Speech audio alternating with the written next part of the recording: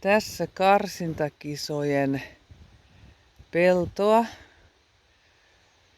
Sinne on alustavat porttien paikat merkitty ja tällä niitetyllä alueella tapahtuu triangeli, jako ja häkki.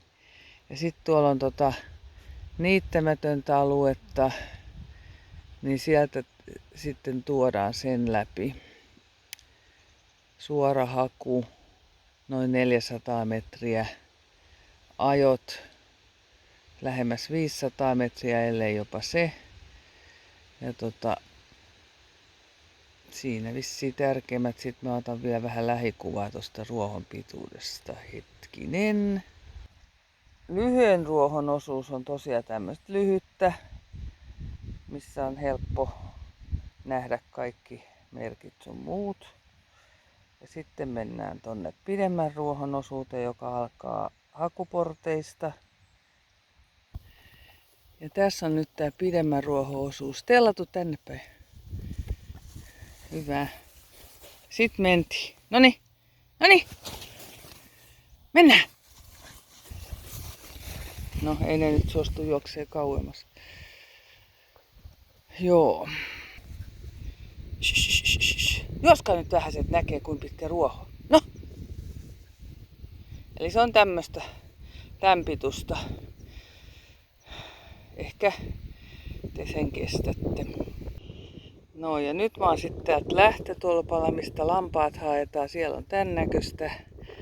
Ja tarkistuslaskennan mukaan tänne oli vähän vajaa 400 metriä. Eli haku on vähän vajaa 400 metriä toisin sanoen.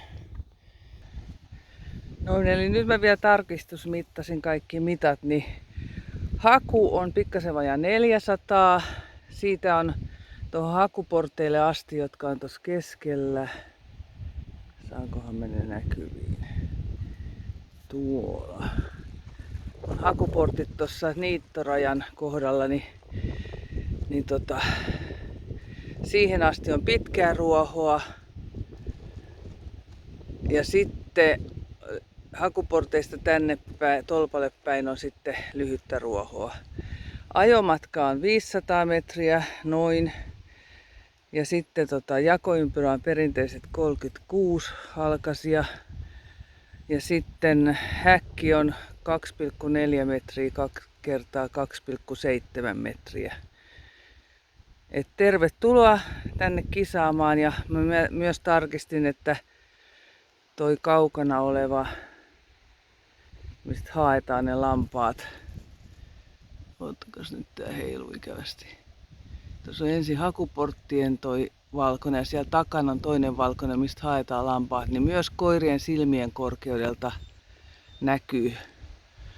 näkyy toi valkoinen, eli koirat kyllä näkee lampaat hyvin, vaikka tää on tämmöistä kumpuilevaa peltoa.